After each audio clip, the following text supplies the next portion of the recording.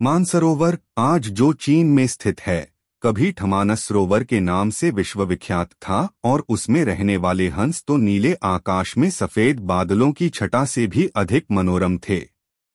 उनके कलरव सुंदर नर्तकियों की नुपुर ध्वनियों से भी अधिक सुमधुर थे। उन्हीं सफेद हंसों के बीच दो स्वर्ण हंस भी रहते थे।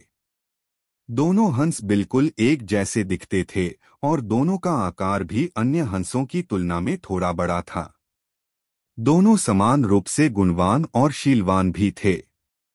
फर्क था तो बस इतना कि उनमें एक राजा था और दूसरा उसका वफादार सेनापति। राजा का नाम धृतराष्ट्र था और सेनापति का नाम सुमुख।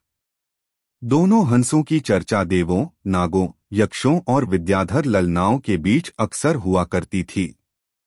कालांतर में मनुष्य योनि के लोगों को भी उनके गुण सौंदर्य का ज्ञान होने लगा।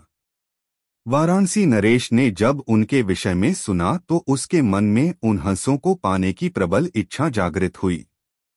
तत्काल उसने अपने राज्य में मानस सदृश एक मनोरम सरोवर का निर्माण करवाया, जिसमें हर प्रकार के आकर्षक जलीय पौधे और विभिन्न प्रकार के कमल जैसे पद्म, उत्पल, कुमुद, पुंडरीक, सौगंधिक, तमरस और कहलर विकसित करवाए।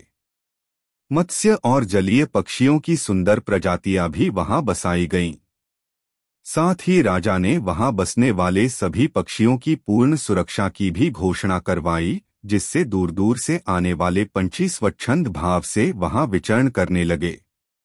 एक बार वर्षा काल के बाद जब हेमंत ऋतु प्रारंभ हुआ और आसमान का रंग बिल्कुल नीला होने लगा, तब मानस के दो हंस वाराणसी के ऊपर से उड़ते हुए जा रहे थे।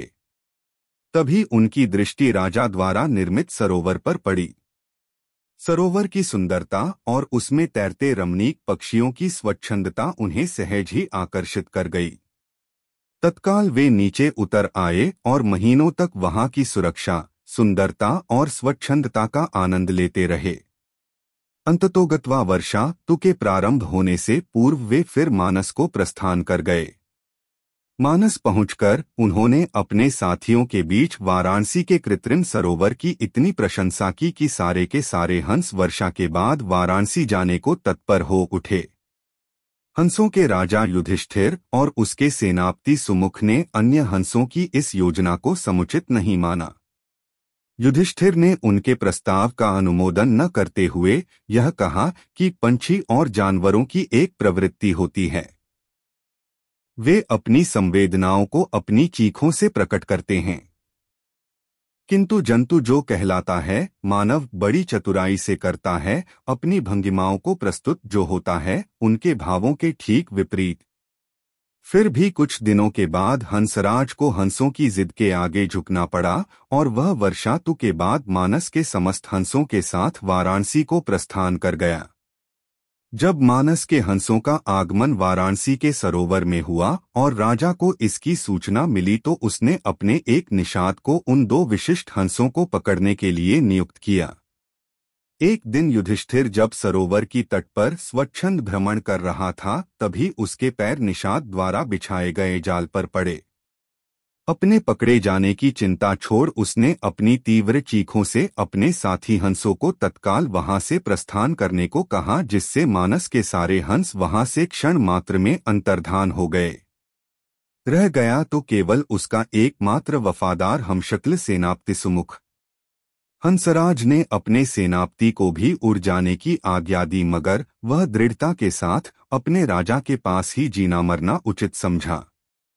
निषाद जब उन हंसों के करीब पहुंचा तो वह आश्चर्यचकित रह गया, क्योंकि पकड़ा तो उसने एक ही हंस था, फिर भी दूसरा उसके सामने निर्भीक खड़ा था। निषाद ने जब दूसरे हंस से इसका कारण पूछा तो वह और भी चकित हो गया, क्योंकि दूसरे हंस ने उसे यह बताया कि उसके जीवन से बढ़कर उसकी वफादारी और स्वामी भक्ति है। एक पक्षी के मुख से ऐसी बात सुनकर निषाद का हृदय परिवर्तन हो गया। वह एक मानव था, किंतु मानवधर्म के लिए वफादार नहीं था।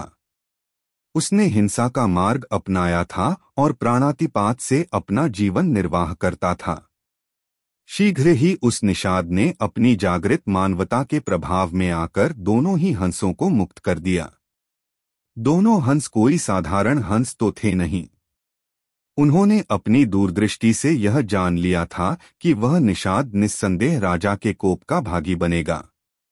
अगर निषाद ने उनकी जान बख्शी थी तो उन्हें भी निषाद की जान बचानी थी। तत्काल वे निषाद के कंधे पर सवार हो गए और उसे राजा के पास चलने को कहा।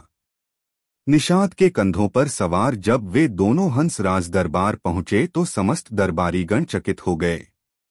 जिन हंसों को पकड़ने के लिए राजा ने इतना प्रयत्न किया था वे स्वयं ही उसके पास आ गए थे।